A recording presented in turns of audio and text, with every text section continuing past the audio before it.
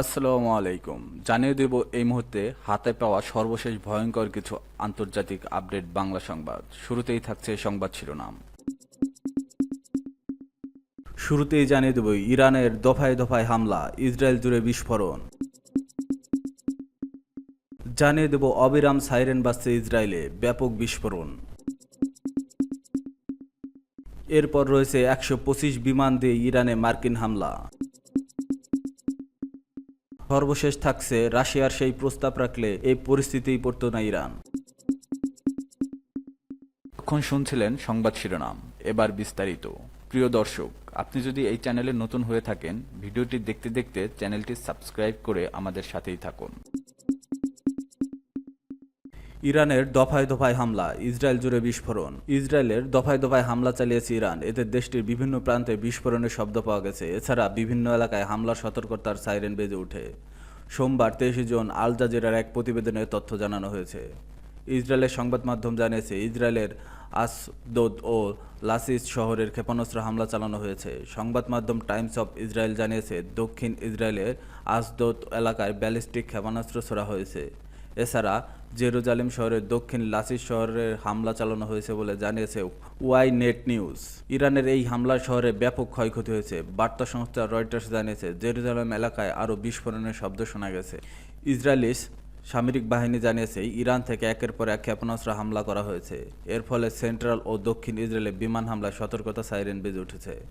Times of ইসরায়েলের প্রতিবেদনে বলা হয়েছে, জেরুজালেমে সাইরেন বাজার সঙ্গে সঙ্গে নেসেটের আইন প্রণয়তা নিরাপদ আশ্রয়ে ছুটে গেছে। আল জাজিরা জানিয়েছে, গত 10 দিনে ইরানের হামলায় ইসরায়েলে ব্যাপক ক্ষয়ক্ষতি হয়েছে। বেশিরভাগ ক্ষতি সেন্ট্রাল ইসরায়েলে হলেও হাইপার মতো কৌশলগতভাবে গুরুত্বপূর্ণ শহরেও বারবার ইরান হামলা চালিয়েছে।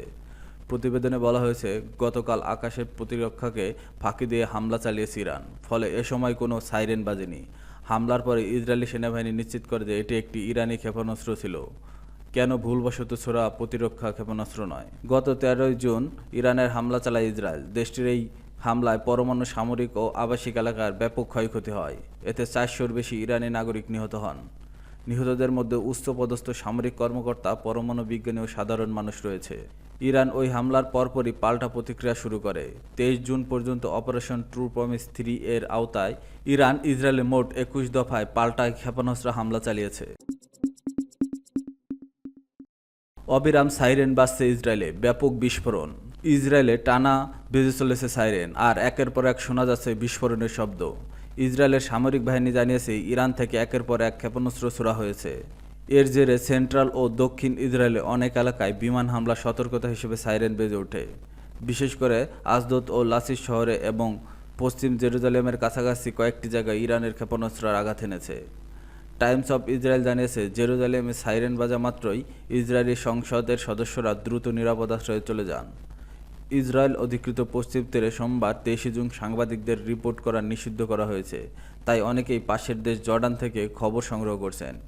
এসব তথ্য জানিয়েছে কাতার ভিত্তিক সংবাদ মাধ্যম আল জাজিরা। প্রতিবেদন থেকে জানা যায়, ইসরায়েলে পাল্টা হামলা চালিয়েছে ইরান। এই হামলায় এখন পর্যন্ত 450টি ব্যালিস্টিক ক্ষেপণাস্ত্র ছুড়েছে তারা। এর মধ্যে অন্তত 4টি ক্ষেপণাস্ত্র ইসরায়েলের বিভিন্ন জায়গায় আঘাত এনেছে।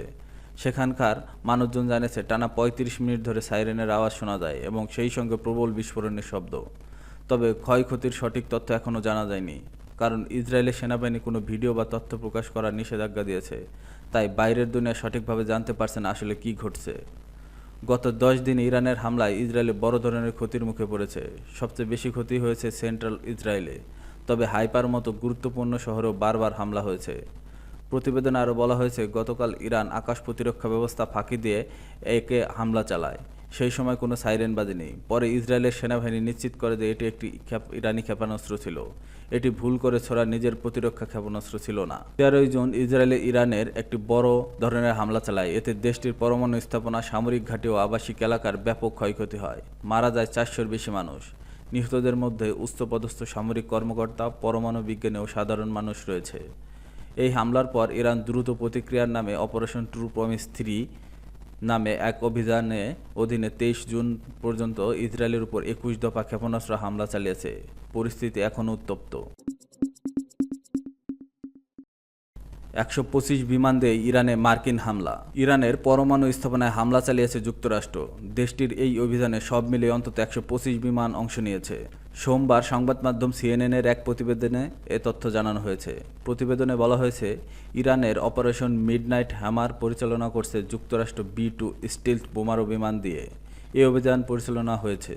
সামাজিক যোগাযোগ মাধ্যম এক্সে এক পোস্টে মার্কিন প্রেসিডেন্ট ডোনাল্ড ট্রাম্প বলেন, ইরানের 3টি পরমাণু স্থাপনায় হামলা চালিয়েছে যুক্তরাষ্ট্র। এগুলো হলো ফোর্দো, নাতানজ এবং ইস্পাহান।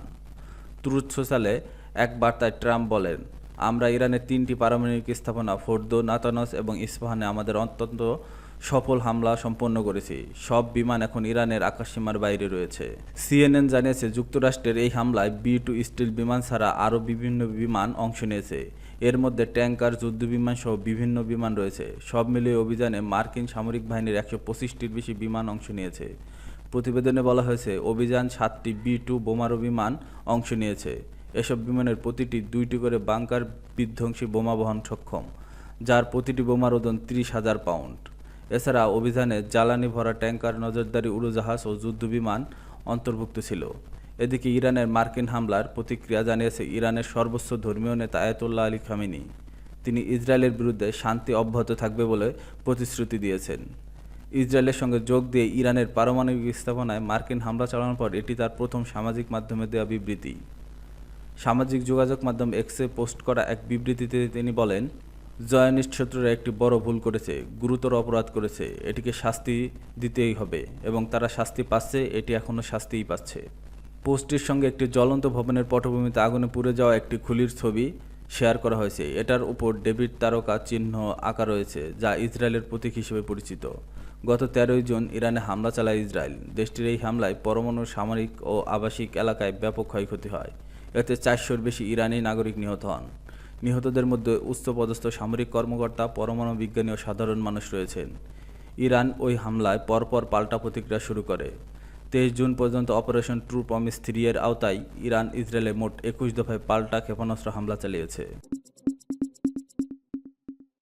রাশিয়ার সেই প্রস্তাব রাখলে এই পরিস্থিতিতে পড়তো না ইরান। ইরানের পারমাণবিক স্থাপনায় যুক্তরাষ্ট্রের হামলার পর রুশ প্রেসিডেন্ট ভ্লাদিমির পুতিন একটি পুরনো প্রস্তাব তুলে ধরেছেন। প্রস্তাবটি এখন আলোচনার কেন্দ্রে। তিনি জানান, চলতি বছরের জানুয়ারিতে মস্কো ও তেহরানের মধ্যে 20 বছর মেয়াদী কৌশলগত অংশীদারিত্ব চুক্তি সই করার সময় রাশিয়া ইরানকে যৌথভাবে আকাশ প্রতিরক্ষা ব্যবস্থার কাজ করার প্রস্তাব দিয়েছিল। তবে ইরান সেই প্রস্তাব আগ্রহ দেখায়নি। রুশ বার্তা সংস্থা তাস এর এক বৈঠকে পুতিন বলেন, আমরা আমাদের ইরানি বন্ধুদের সঙ্গে আকাশ প্রতিরক্ষা ব্যবস্থা নিয়ে কাজ করার প্রস্তাব দিয়েছিলাম, কিন্তু তারা তেমন কোনো আগ্রহ দেখায়নি। বাস্তবতা হলো, এ বিষয়ে আলোচনার কিছুই ছিল না। বিশ্লেষকরা বলছে, যুক্তরাষ্ট্র ইসরায়েলের যৌথ বিমান হামলার পর ইরানের আকাশ প্রতিরক্ষা ব্যবস্থা যে দুর্বলতা দেখিয়েছে, তা হয়তো রাশিয়ার সঙ্গে সহযোগিতার অভাবে আর প্রকট হয়ে উঠেছে। এদিকে যুক্তরাষ্ট্রের হামলার কড়া সমালোচনা করছে রাশিয়া। দেশটির পররাষ্ট্র মন্ত্রণালয়ের বিবৃতিতে এই হামলাকে দায়িত্বজ্ঞানহীন ও আন্তর্জাতিক আইনের সুস্পষ্ট লঙ্ঘন বলে উল্লেখ করা হয়েছে। রাশিয়ার মতে এ ধরনের পদক্ষেপ মধ্যপ্রাচ্যের সংঘাতের ঝুঁকি বহুগুণে বাড়িয়ে দিচ্ছে। ইরানও হামলার কড়া প্রতিক্রিয়া জানিয়েছে। দেশটির পররাষ্ট্রমন্ত্রী আব্বাস আরাকচি বলেন, এই হামলা জাতিসংঘের সনদ ও আন্তর্জাতিক আইনের লঙ্ঘনের গুরুতর পরিণতি থাকবে। তিনি আরও জানান, ইরান নিজেদের আত্মরক্ষার জন্য যে কোনো পদক্ষেপ গ্রহণের অধিকার রাখে। উল্লেখ্য, যুক্তরাষ্ট্র ইরানের 3টি গুরুত্বপূর্ণ পারমাণবিক স্থাপনা নাতানজ, ফোর্দো ও ইস্পাহানে হামলা চালিয়েছে। এসব স্থাপনা ইরানের পরমাণু কর্মসূচির মূল ভিত্তি হিসেবে পরিচিত। রাশিয়ার সঙ্গে সম্ভাব্য প্রতিক্রিয়া সহযোগিতা না করে ইরান এখন প্রতিরক্ষার দুর্বল ও কূটনৈতিক চাপের সম্মুখীন হচ্ছে বলে মনে করছেন পর্যবেক্ষকরা। এ প্রশ্ন উঠেছে, পুতিনের ফিরিয়ে দেওয়া সেই প্রস্তাব যদি ইরান গ্রহণ করত, তবে কি পরিস্থিতি এতটা বিপজ্জনক হতো?